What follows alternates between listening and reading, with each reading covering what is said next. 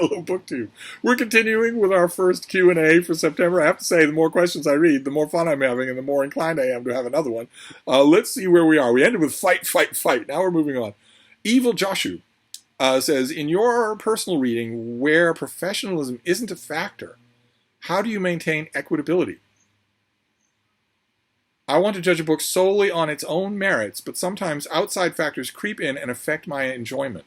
If an author has a negative credit in the bank of Steve, or if the author is thoroughly unlikable, how do you separate those feelings when reading for pleasure? Okay, this is probably too big a question for me to answer in a Q&A, but I don't know what you mean by when I'm doing personal reading, professionalism isn't a factor. Responsibility is still a factor in all the reading that I do. It's not like I read in a fundamentally different way when I'm reading something I know I'm not going to review. I read critically and responsibly, I hope, all the time. It's a good habit to get into. It's a better kind of reading. You'll get a lot more out of your reading if you do. But in terms of your question, you just shouldn't let outside factors creep in. Does the book do what I always talk about? Does it set the short hairs on end? Does it thrill you? Does it annihilate the sense of time's passage? If it does that, then it's doing something right no matter what the author does wrong, no matter what the author says on Twitter or anywhere else, no matter what anybody says about the author. That's the feeling that you should care about, right? It's entirely personal. It's entirely incapable of being judged or condescended to by know-it-alls. That feeling will differ from every reader to reader, and it's the thing I respect the most. If you tell me, after a long bong hit, you tell me that what a genius William Gaddis is because of this, that, and the other metacritical thing that he does in his prose, and I get the feeling listening to you that not only have you never enjoyed Gaddis, but that you've never enjoyed anything you read, you're only doing it to impress strangers, I'm going to mock you, or I'm going to disdain you in private.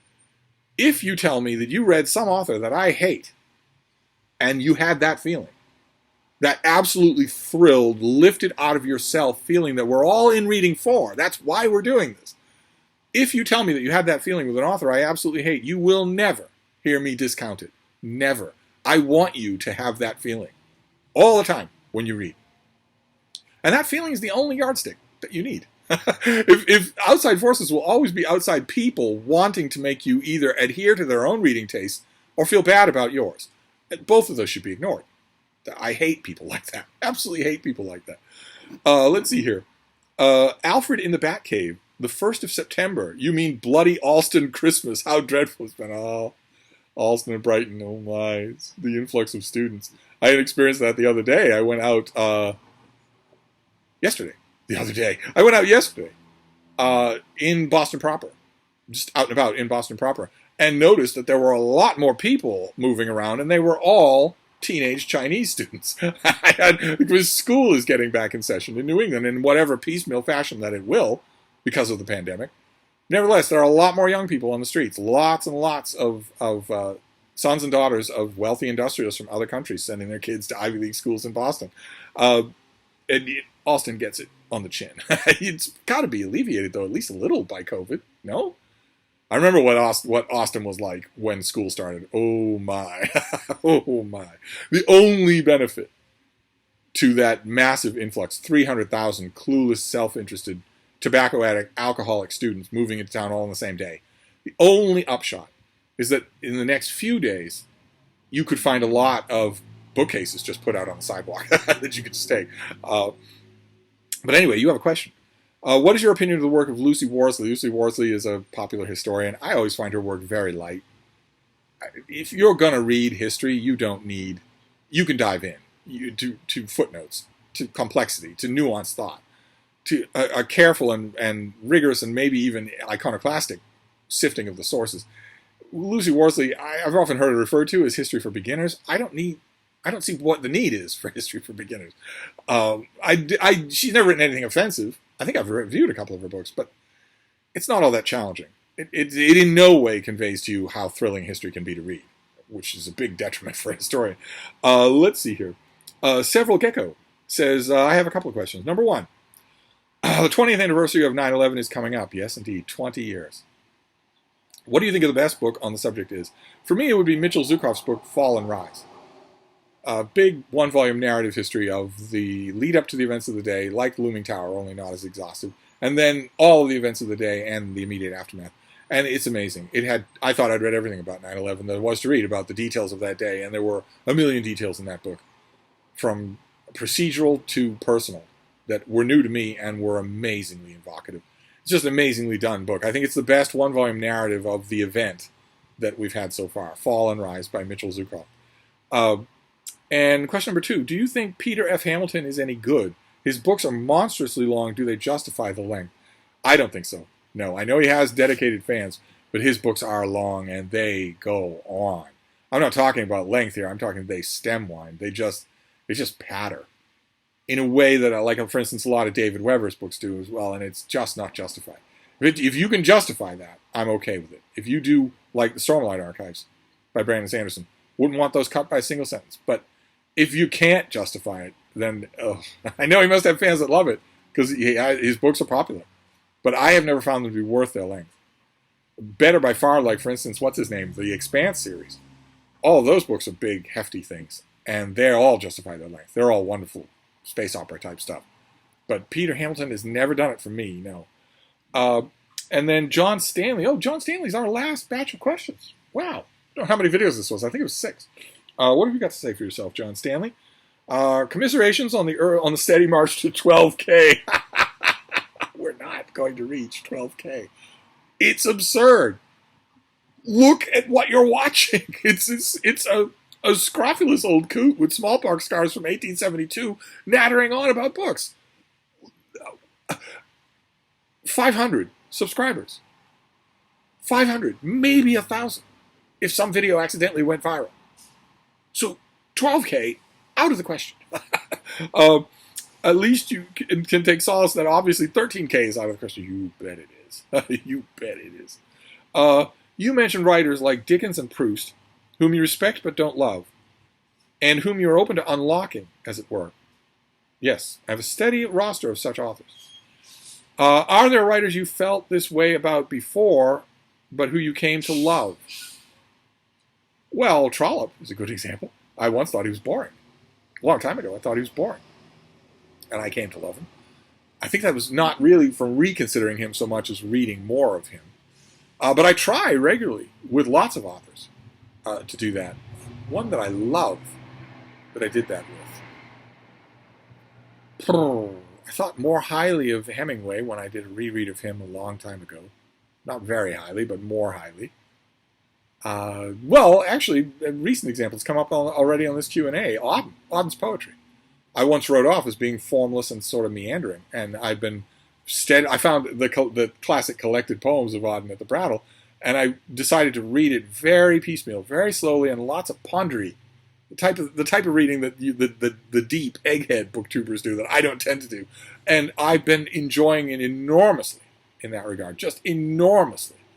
So he would be an example of that. That's relatively recent, and he has put Wallace Stevens on my radar as someone that I might feel the same way about. We shall see. But anyway, if so, can you describe how that happened and how you subsequently felt about such writers' previously unloved books? How did you get on with Dickens as editor? I got a book called Dickens as Editor. I loved it.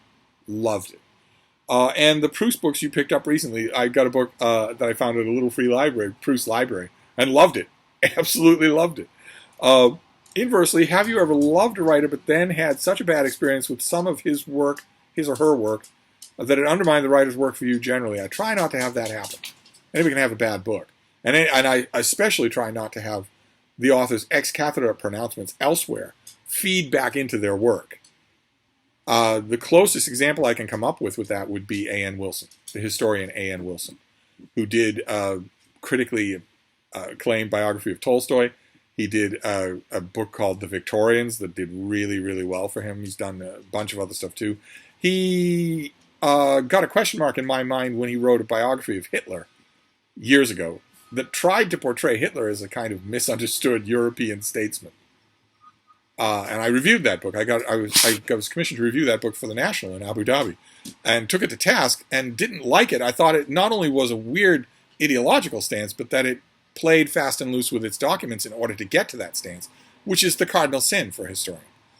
But I tried not to let that get to me, and then A.N. Wilson wrote in a book, a later book, just a whole bunch of scabrous, weird stuff about women, including, as I've mentioned on this channel many times before, a weird comment about how he sort of implied that a lot of the statecraft decisions made by Queen Elizabeth I were determined by her menstrual cycle or menstrual yearnings or whatever, in a way that he would never. I read his Tolstoy book twice. He would never dream of saying anything like that about a man of any kind, or an author or a ruler. Never in a million years.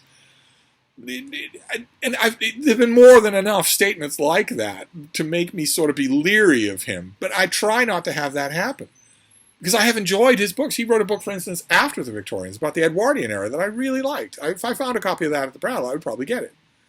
And his occasional work, his printed deadline stuff, his review stuff, I often like. I often really like it. So I try not to have that happen. Anybody can have a bad book. And I know a lot of authors where I can look at their works, their oeuvre, and think, okay, well, these books aren't good, but the rest of them are. So I try not to dispose myself against an author. The only reason that I would ever do that is if an author pretty much directly tells me that they don't want me to like their work. The most famous example in recent times being the racist Brandon Taylor, who said that he doesn't write for the white gaze, which is SJW progressive code speak for I don't want white people to read my book.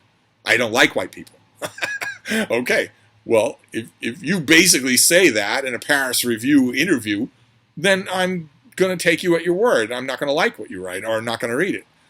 If the 21st century rewards that kind of openly expressed racism, we reward that now, provided the person is high enough on the progressive stack to be being openly discriminatory towards someone lower on the progressive stack. And there's no one lower on the progressive stack than white people. So if a Filipino author, a black author, a half-black author says, I don't like white people, I don't really want them to read my stuff, I certainly, by easy implication, I don't want them to critique my stuff, that's going to prejudice me against their stuff, because they're specifically talking about their writing. And even there, I'm going to be sort of curious to know whether or not, for instance, Brandon Taylor himself can find his tookus with a tachyometer as a writer, just in terms of his fiction. Nothing he's written has given me any impression that he can. His latest book, for instance, which I halfway thought I would sort of ignore because of his racist comments in his press for his last book. I kind of thought I'd ignore his new book. But then the critic in me and also the reader in me got the better of me, and I was just too curious to read it. I thought, is this going to be just as bad as his previous book? And it was. I don't know if that has diminishing returns. Maybe I'll just drift away, considering that he's a phenomenon, considering he has people saying that they want to have the text of his crappy books tattooed on their back. I might have to keep paying attention to him just for social reasons as a critic. But there was an example where the author didn't just say something objectionable on Twitter or something like that, where I can draw a line between it and the work. There was an author saying something intensely objectionable about his work. So it's harder to do. But anyway, that is the end of our first September Q&A. The only question being a question that came up in a comment section to the last Q&A in August, which was one of you, I think, plaintively asking, how on earth can you talk for so long without losing your voice or needing a drink of water? I remember getting that. I think it came up in the comments to one of those videos, and I thought I would answer that now here, since it's germane, which is that I'm of 100% Irish descent. I know that I'm an American, but all of my ancestors on both sides of the family are Irish, going all the way back to the Battle of the Boyne. And if that isn't your answer to how I can talk endlessly without needing any refreshments, I don't know what answer I can give you. Believe me, I'm just hitting my stride. But we are out of questions. So I'm going to wrap this up again with a heartfelt thank you. This was so much fun. I don't know where you people get such great questions over and over again. But it was a blast. So I don't know how long these things are going to take to upload, but I will see you when they do. Thank you, BookTube.